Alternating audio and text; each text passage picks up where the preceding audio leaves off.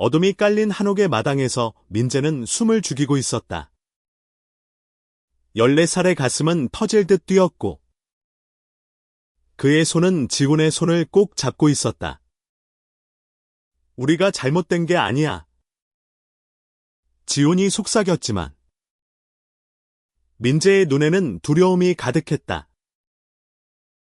그 순간 문이 벌컥 열리며 민재의 아버지가 고함쳤다. 너, 이 더러운 놈. 아버지의 손에 들린 몽둥이가 민재의 어깨를 내리쳤다. 지훈이 앞으로 나서려 했지만 민재는 그를 막으며 울부짖었다.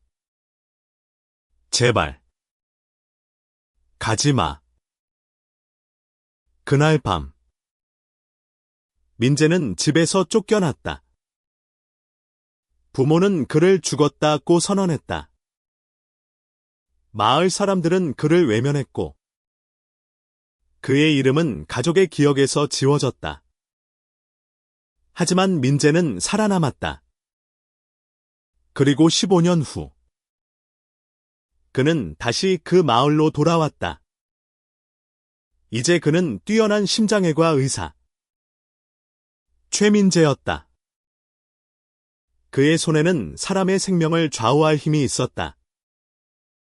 그리고 운명은 그를 다시 부모와 마주치게 했다. 이번에는 그들의 심장이 그의 손에 달려 있었다. 민재는 경기도의 작은 마을 용인의 오래된 한옥에서 자랐다. 그의 부모는 전통을 중시하는 보수적인 사람들이었다. 아버지 최영식은 마을의 유지였고 어머니 김순자는 교회에서 성가대를 이끌었다. 그들은 민재가 명문대에 들어가 가문을 빛내길 바랐다. 하지만 민재의 마음은 다른 곳에 있었다. 그는 2년 전 마을 축제에서 만난 지훈에게 끌렸다. 지훈은 서울에서 전학 온 16살 소년으로 자유로운 영혼과 따뜻한 미소를 가진 아이였다. 두 소녀는 밤마다 마을 뒤편의 대나무 숲에서 몰래 만났다.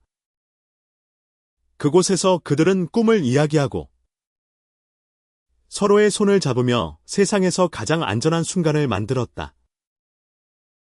너랑 있으면 세상이 다르게 보여. 지훈이 말했다. 민재는 그 말에 얼굴을 붉히며 고개를 끄덕였다. 하지만 그들의 비밀은 오래가지 못했다. 어느 날 민재의 여동생 소연이 우연히 그들을 보았다. 12살의 소연은 순진했지만 부모에게 모든 걸 털어놓았다. 그날 밤 민재의 삶은 산산이 부서졌다. 아버지는 그를 집 밖으로 끌어냈고 어머니는 눈물을 흘리며 너는 우리 아들이 아니야 라고 말했다. 민재는 가방 하나만 들고 쫓겨났다. 지훈은 그를 붙잡으려 했지만 그의 부모도 지훈을 서울로 돌려보냈다. 민재는 그날 이후로 길거리를 떠돌았다. 배고픔과 추위 속에서 그는 매일 밤 지훈을 떠올렸다. 다시 만날 거야. 그는 스스로에게 다짐했다.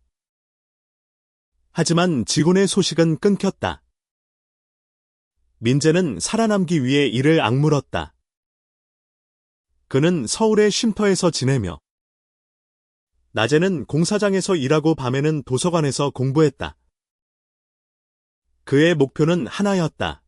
의사가 되어 세상에 자신의 존재를 증명하는 것. 15년이 흘렀다. 민재는 이제 29살. 서울의 명문 병원에서 심장외과 전문의로 일하고 있었다. 그는 수많은 생명을 구했지만 그의 가슴에는 여전히 그날의 상처가 남아 있었다. 어느 날 병원에 긴급 환자가 실려왔다. 환자의 이름은 최영식 민재의 아버지였다. 심장마비로 쓰러진 그는 민재의 수술대 위에 놓였다. 민재는 차가운 메스를 손에 쥐고 아버지의 얼굴을 바라보았다. 그 순간 그의 머릿속에는 15년 전의 그 밤이 스쳐갔다. 최 선생님, 준비됐습니까? 간호사의 목소리가 민재를 현실로 끌어당겼다. 그는 고개를 끄덕였다. 하지만 그의 손은 미세하게 떨리고 있었다. 이 수술은 단순한 의학적 절차가 아니었다. 그것은 민재의 과거와 현재, 그리고 그의 모든 분노와 용서를 시험하는 순간이었다. 민재는 수술실의 차가운 공기 속에서 숨을 깊게 들이쉬었다. 그의 눈에는 단호함이 깃들었다. 그는 아버지를 살릴 것인가? 아니면 그를 버린 부모에게 복수할 것인가? 그의 선택은 그의 삶을, 그리고 그의 부모의 삶을 영원히 바꿀 터였다. 수술실의 조명이 민재의 얼굴을 비췄다. 그의 손은 여전히 메스를 쥐고 있었지만 그의 마음은 혼란의 소용돌이였다. 아버지의 심장이 그의 손끝에 달려 있었다. 15년 전 그를 버린 남자가 지금 그의 자비를 구하고 있었다. 민재는 수술 전 병원 복도에서 어머니 김순자를 마주쳤다. 그녀는 여전히 그를 알아보지 못했다. 의사 선생님, 제발 우리 영식을 살려주세요. 그녀는 울먹이며 말했다. 민재는 아무 말 없이 고개를 끄덕였다. 그의 가슴은 뜨거운 분노와 차가운 슬픔으로 뒤엉켰다. 수술은 성공적으로 끝났다. 최영식은 살아났다. 하지만 민재는 기뻐하지 않았다. 그는 병원 옥상으로 올라가 서울의 야경을 바라보았다. 바람이 그의 뺨을 스쳤다. 그는 지온을 떠올렸다. 그와의 마지막 만남. 대나무 숲에서 나눴던 약속. 우린 다시 만날 거야. 민재야. 지온의 목소리가 그의 귓가에 맴돌았다. 민재는 지온을 찾기 위해 수년간 노력했지만 아무 흔적도 찾지 못했다. 지온의 가족은 그를 서울로 데려간 뒤 연락을 끊었다. 민재는 지온이 자신처럼 고통받았을까? 아니면 새로운 삶을 찾았을까 고민하곤 했다. 하지만 그 질문들은 늘 공허한 메아리로 돌아왔다. 며칠 뒤 민재는 아버지의 병실을 찾았다. 최영식은 아직 약했지만 의식이 돌아왔다. 그는 민재를 보며 미약한 미소를 지었다. 고맙습니다. 의사 선생님. 그 말에 민재의 가슴이 찢어질 듯 아팠다. 그는 아버지에게 자신이 누구인지 밝히고 싶었다. 하지만 그 순간 그는 침묵을 선택했다. 민재는 병원을 떠나 용인으로 돌아갔다. 그는 예탄옥 집 앞에 서서 어린 시절을 떠올렸다. 그 집은 여전히 그대로였다. 대나무 숲도, 마당도, 그리고 그를 버린 부모의 그림자도. 그는 집 안으로 들어가지 않았다. 대신 그는 마을 회관에서 열리는 지역 모임에 참석했다. 거기서 그는 뜻밖의 소식을 들었다. 지온이 돌아왔어. 마을 어르신이 말했다. 민재의 심장이 멈춘 듯했다. 서울에서 무슨 일이 있었는지 모르겠지만 그 애가 최근에 마을로 돌아왔다고 하더라. 민재는 믿을 수 없었다. 그는 지훈의 행방을 묻기 위해 마을을 샅샅이 뒤졌다. 마침내 그는 지훈을 찾았다. 그는 마을 외곽의 작은 카페에서 일하고 있었다. 지훈은 31살이 되었지만 여전히 그 부드러운 미소를 간직하고 있었다. 민재는 카페 문을 열고 들어갔다. 지훈은 그를 보자마자 얼어붙었다. 민재. 그의 목소리는 떨렸다. 두 사람은 카페 구석에 앉아 이야기를 나눴다. 지훈은 서울로 끌려간 뒤 부모의 강요로 해외로 보내졌다. 그는 호주에서 힘든 시간을 보냈지만 결국 자신을 받아들이고 돌아왔다. 너를 잃은 뒤로 난 매일 후회했어.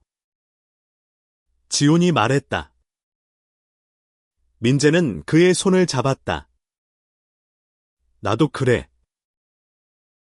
그들의 대화는 밤까지 이어졌다.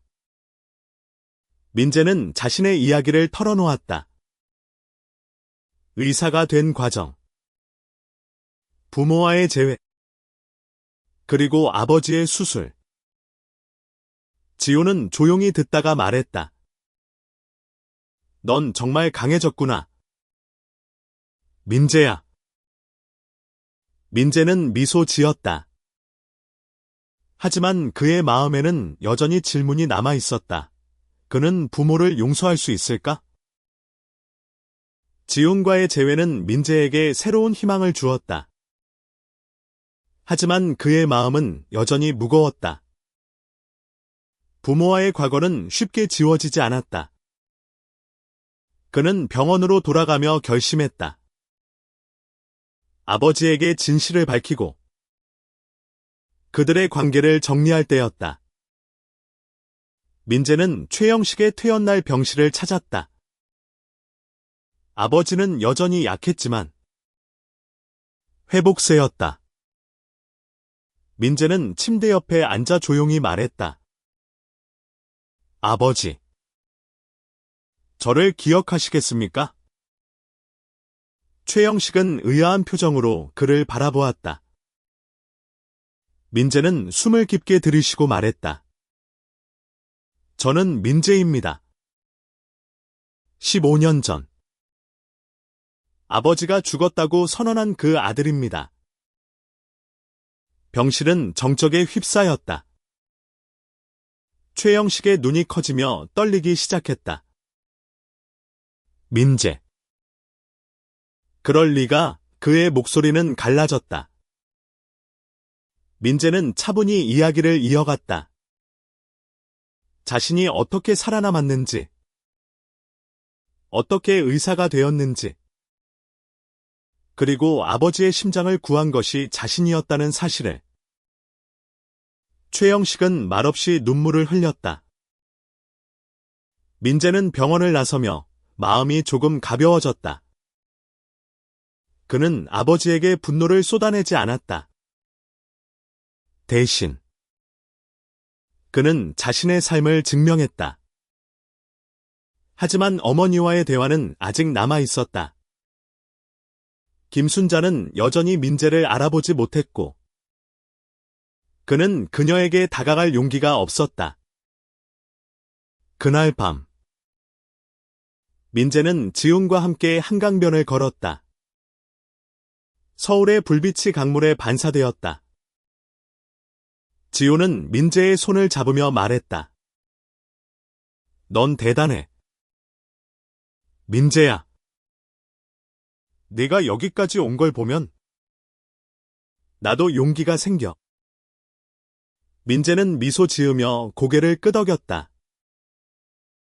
하지만 그의 마음에는 여전히 갈등이 있었다.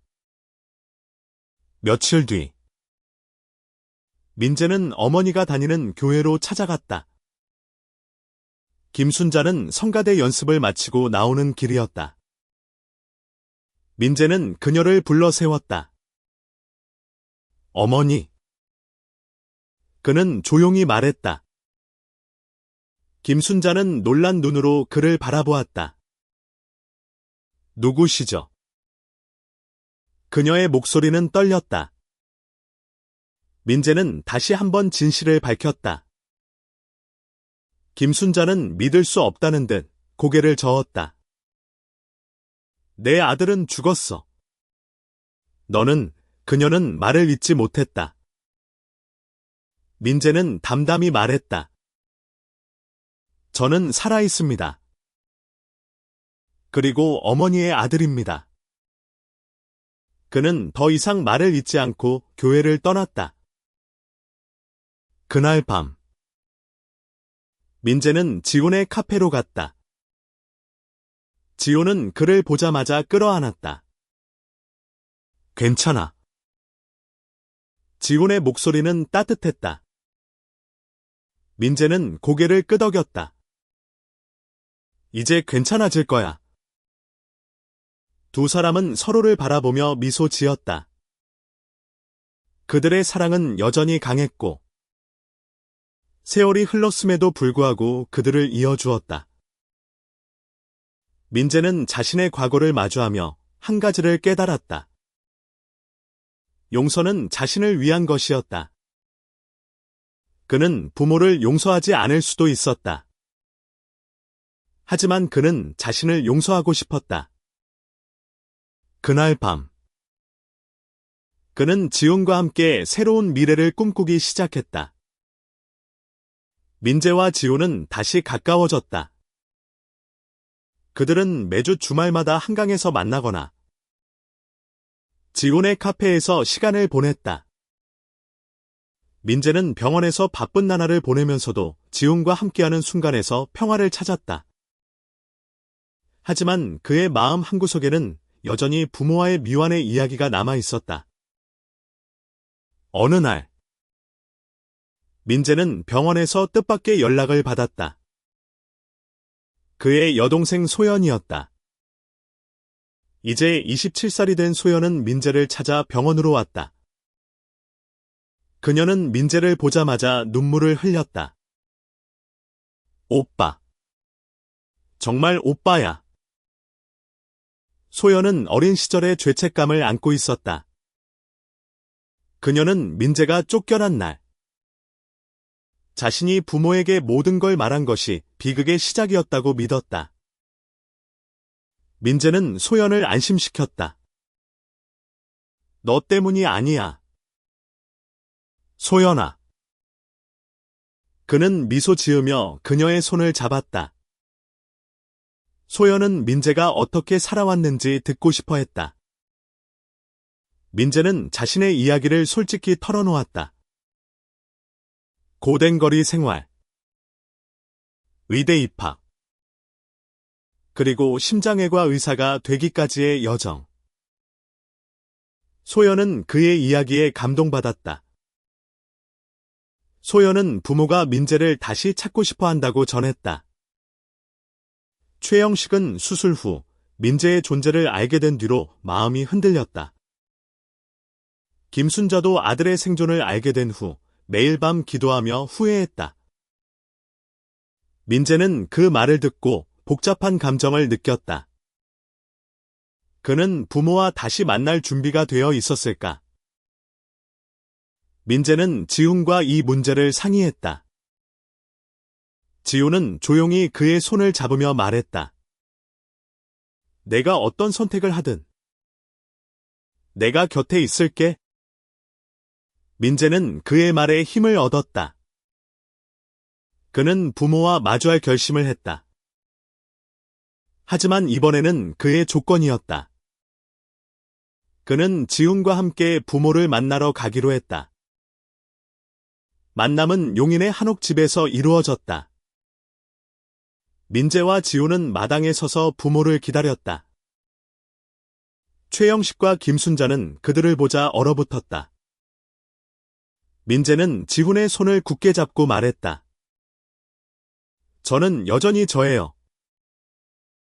그리고 이건 제 삶의 일부입니다. 그는 지훈을 소개하며 당당히 자신의 사랑을 밝혔다. 최영식은 말을 잇지 못했다. 김순자는 눈물을 흘리며 민재에게 다가갔다. 미안해. 민재야, 그녀는 흐느끼며 말했다. 민재는 그녀를 끌어안았다. 그 순간 15년간의 아픔이 조금씩 녹아내리는 듯했다. 민재는 부모와의 대화를 통해 그들의 후회와 변화를 느꼈다. 하지만 그는 완전한 화해를 위해 시간이 필요하다는 걸 알았다. 그는 부모에게 말했다. 저를 받아들이려면 제 모든 걸 받아들여야 해요. 지호는 그의 곁에서 미소 지으며 고개를 끄덕였다. 그날 밤 민재와 지호는 마을의 대나무 숲으로 돌아갔다. 그들은 15년 전처럼 손을 잡고 숲을 걸었다. 우리가 여기서 다시 시작할 수 있을까? 지훈이 물었다. 민재는 그의 눈을 바라보며 답했다. 우린 이미 시작했어. 민재와 지호는 그들의 관계를 공식적으로 시작했다. 지호는 카페를 운영하며 마을 사람들과 어울렸고, 민재는 병원에서 바쁜 나날을 보냈다. 두 사람은 주말마다 함께 시간을 보내며 잃어버린 시간을 채워갔다. 하지만 민재는 여전히 부모와의 관계를 완전히 정리하지 못했다. 최영식은 건강을 회복하며 민재와 자주 연락을 시도했다. 그는 아들의 삶을 이해하려 노력했지만 여전히 지훈과의 관계를 받아들이기 힘들어했다. 김순자는 달랐다. 그녀는 민재와 자주 만나며 그의 이야기를 들었다. 내가 행복하다면 그걸로 충분해. 그녀는 말했다. 민재는 어머니의 말에 위로를 받았지만 아버지의 태도는 여전히 그를 아프게 했다. 한편 민재는 병원에서 새로운 도전에 직면했다. 그의 팀은 심장 이식 수술을 준비하고 있었다. 환자는 17살 소년 태민이었다. 태민은 선천성 심장 질환으로 오랫동안 투병 중이었다. 민재는 태민을 보며 어린 시절의 자신을 떠올렸다. 그는 태민의 수술을 성공시키기 위해 모든 노력을 다했다. 수술 전날 민재는 태민의 가족과 이야기를 나눴다. 태민의 부모는 아들을 지키기 위해 모든 걸 바쳤다. 민재는 그들의 사랑을 보며 자신의 부모를 떠올렸다. 그는 태민의 수술이 단순한 의학적 절차가 아니라 누군가의 삶을 바꾸는 일임을 깨달았다. 수술은 성공적이었다. 태민은 회복실에서 미소 지으며 민재에게 말했다. 고마워요. 의사 선생님. 저 이제 꿈을 꿀 수 있어요. 민재는 그 말에 가슴이 뭉클했다. 그는 자신의 직업이 단순히 생명을 구하는 것 이상의 의미를 가진다는 걸 느꼈다. 그날 밤 민재는 지훈에게 전화했다. 나 아버지한테 다시 말해보려고. 지훈은 그의 결정을 지지했다. 민재는 아버지를 만나러 용인으로 갔다. 그는 최영식에게 자신의 삶과 지훈과의 사랑을 다시 한번 설명했다. 아버지가 저를 받아들이지 않아도 저는 제 삶을 사랑해요. 민재는 단호히 말했다. 최영식은 처음으로 아들의 눈을 똑바로 바라보았다. 내가 잘못했어. 민재야. 그의 목소리는 떨렸다. 민재는 아버지의 손을 잡았다. 그 순간 두 사람 사이의 벽이 조금씩 허물어졌다. 민재는 지훈과 함께 서울로 돌아왔다. 그들은 한강변의 작은 아파트에서 함께 살기 시작했다. 민재는 병원에서, 지우는 카페에서 각자의 꿈을 키워갔다. 그들의 사랑은 세상의 편견을 이겨내는 힘이었다. 민재와 지훈의 삶은 점점 안정되었다. 그들은 서로를 의지하며 작은 행복을 쌓아갔다. 민재는 병원에서 승진했고, 지훈은 카페를 확장해 지역 예술가들의 작품을 전시하는 공간으로 만들었다. 하지만 그들의 행복은 새로운 시련을 마주했다.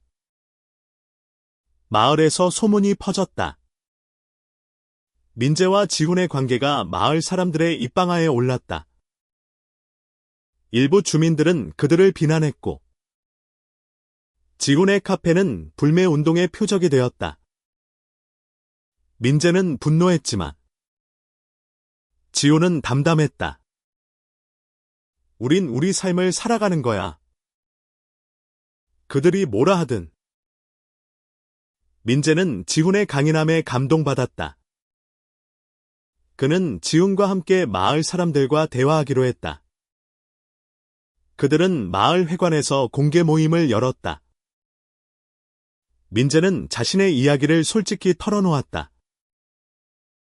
어린 시절의 아픔, 부모와의 갈등, 그리고 지훈과의 사랑. 그의 이야기는 사람들의 마음을 움직였다. 특히 마을의 젊은 세대는 민재와 지훈을 지지했다. 그들은 카페를 다시 찾았고, 지훈의 전시회는 큰 성공을 거두었다. 민재는 이 과정을 통해 자신이 단순히 의사가 아니라 변화를 만드는 사람임을 깨달았다.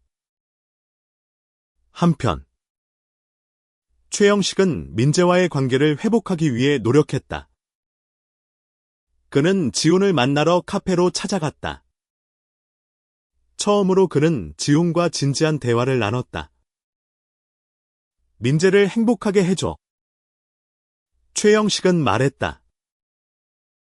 지훈은 미소 지으며 고개를 끄덕였다. 김순자는 민재와 지훈을 집으로 초대했다.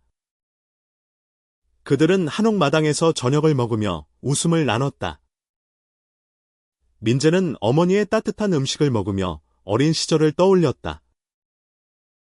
그 순간, 그는 자신이 진정으로 집으로 돌아왔다고 느꼈다. 민재는 병원에서 새로운 프로젝트를 시작했다. 그는 성소수자 청소년들을 위한 상담 프로그램을 제안했다. 자신의 경험을 바탕으로 그는 그들이 세상에서 자신의 자리를 찾도록 돕고 싶었다. 지호는 그의 프로젝트를 적극 지지하며 카페를 상담 공간으로 제공했다.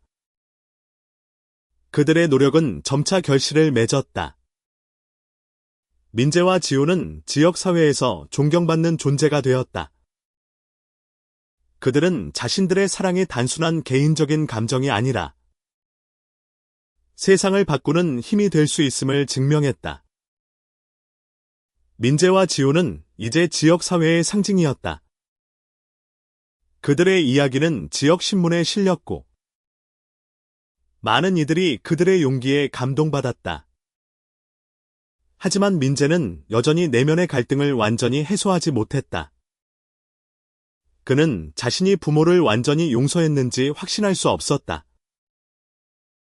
어느 날, 민재는 병원에서 뜻밖의 환자를 만났다.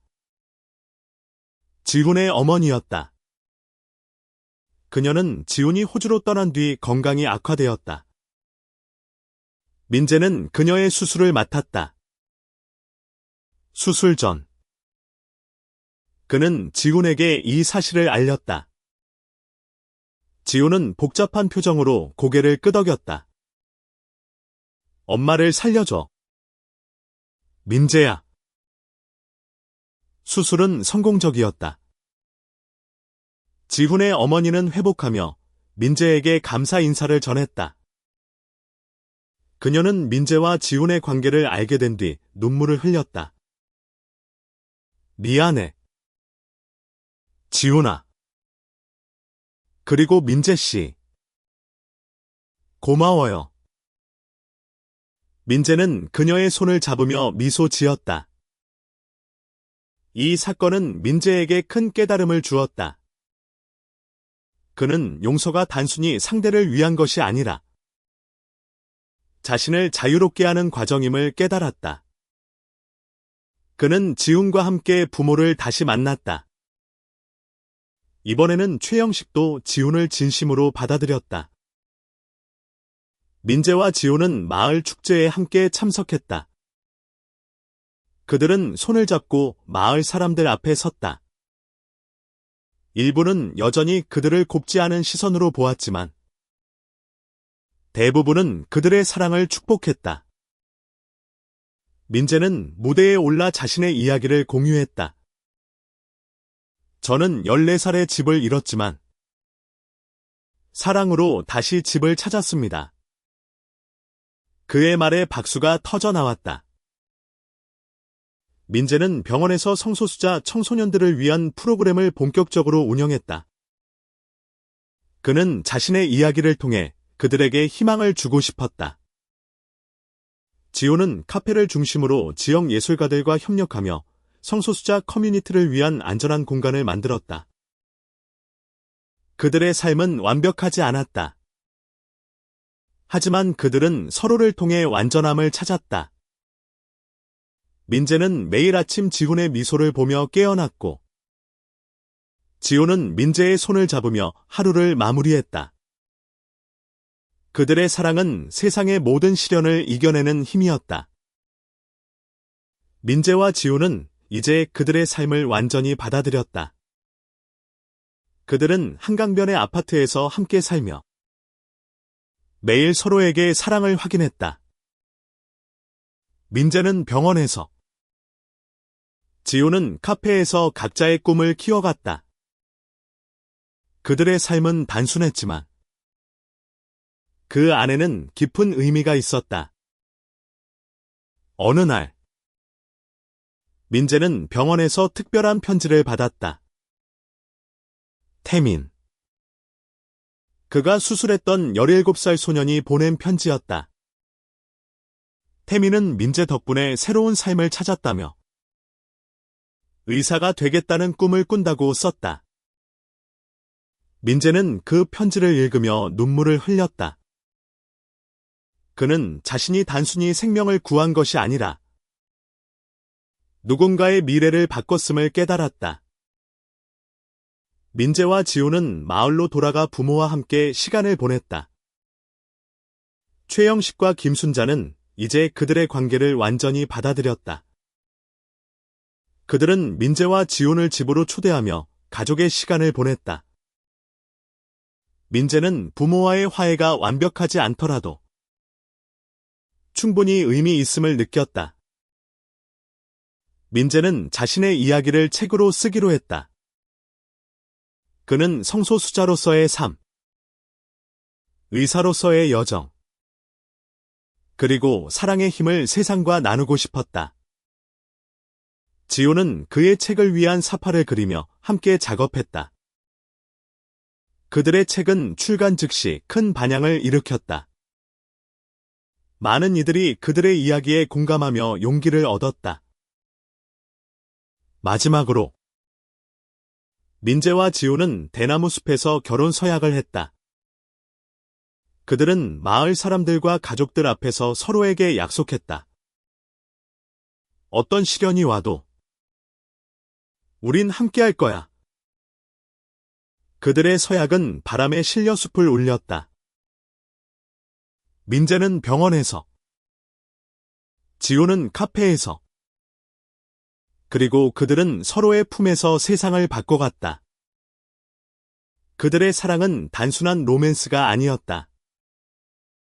그것은 용기, 용서, 그리고 희망의 증거였다. 민재는 자신의 손으로 심장을 구했지만 지호는 그의 심장을 지켰다. 그들의 이야기는 끝나지 않았다. 그들은 매일 새로운 페이지를 써 내려갔다. 그리고 그 페이지마다 사랑과 인간다움이 가득했다.